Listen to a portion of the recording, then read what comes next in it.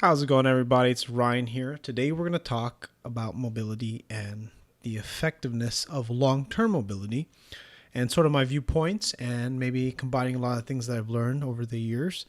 And maybe I can help you out, maybe help you understand the way I think throughout this entire process. I got this really great comment by Too Diverse.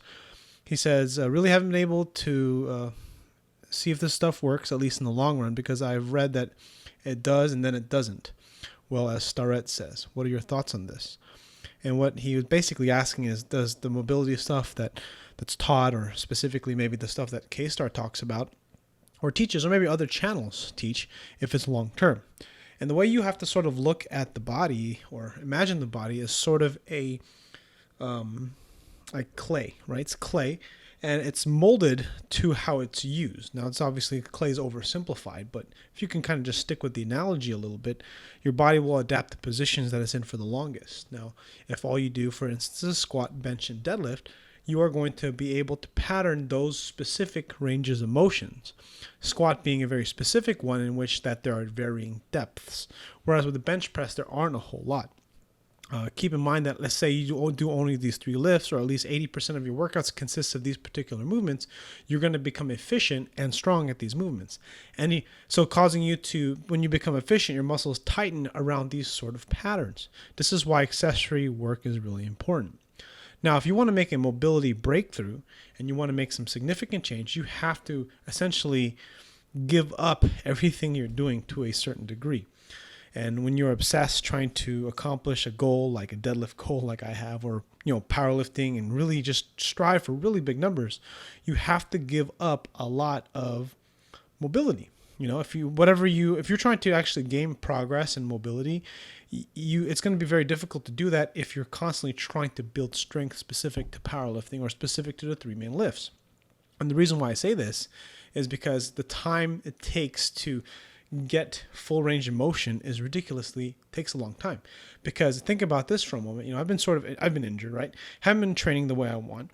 So in the weight side, I've decided to kind of work on mobility. And does that mean mobilizing a lot? Yes, it does. But more importantly, as if you've already been watching this video, it's really more the fact that I've been making my body move in positions that it is not accustomed to. So upward rotation of the scapula, hands overhead. And one thing I'm beginning to learn since I've been doing this the last 3 days is that my rear delts are ridiculously weak. They're not very good at holding the position at full shoulder flexion. And I'm trying to mimic these movements and create patterns for myself. So this is sort of like a mobility approach. So it's not necessarily just stretching. It's not necessarily just foam rolling. It's not just necessarily doing band distractions. What it is getting your body to move in a way that it's not accustomed to. So, the saying, said principle, specific adaptation to imposed demand, right? That's the thing that's often said or used when training programming. You adapt to the specific demand of the way you move.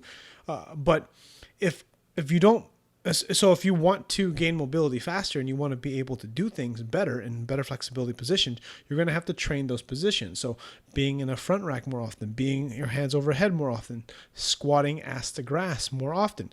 Now, the big challenge though with a lot of these movements, especially the squatting ass to grass, is the ankles. Now, the ankles are kind of unique in the entire body in a way, sort of, and maybe the forearms too, but more the ankles, because ankles are a huge limiter in the way the body moves, because they're so rigid. The Achilles tendon and the calf can become basically like a cast, so to speak. And even though you stretch, even though you foam roll, they'll improve a little bit. But the problem is the rest of your body cannot mobilize or move in the way it should. So when your ankle can't move the way it needs to, if you have poor ankle mobility, your knee has to make funny compensations, your lower back and hips need to make funny compensations, ultimately causing you to make your shoulders to make poor compensations.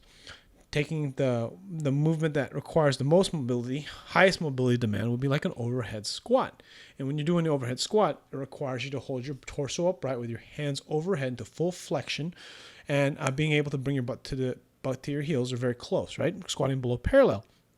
And one of the things that make people's arms fall forward is not necessarily tight lats. It's also tight ankles, because if you don't have enough forward knee tracking or the ability to track your knees forward enough, you're going to have to pitch forward by pushing your hips back. This is why a lot of people, when they get good at squatting, end up becoming really hip and glute dominant, because what's happening is because they don't have ankle room, they have to since they don't have an ankle range of motion, they can't get their knees to travel forward.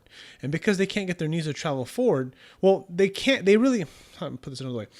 You can kind of get your knees to get more forward travel if you're wearing Olympic weightlifting shoes.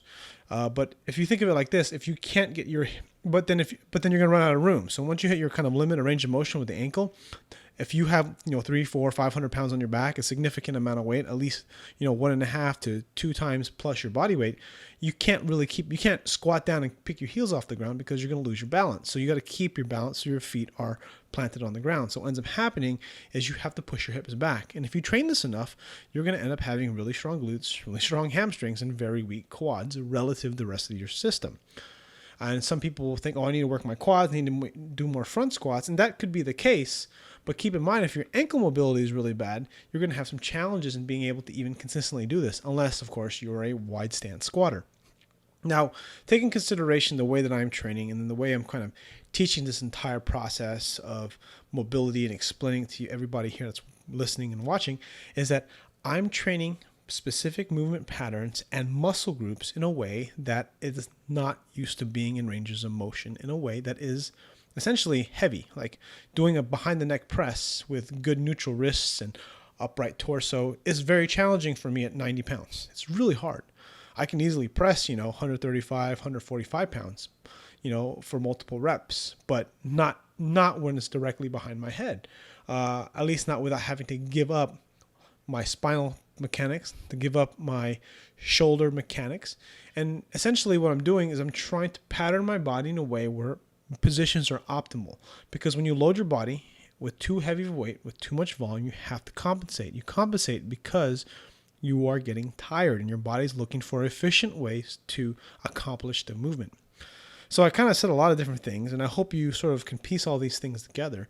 If you do have questions or you want me to talk more about this, please leave a comment. I can talk more. Maybe you can talk about a specific or request a specific thing, and I'll talk more about it. But I hope you enjoyed my video. Thanks for watching. And I'll see you guys on the next video.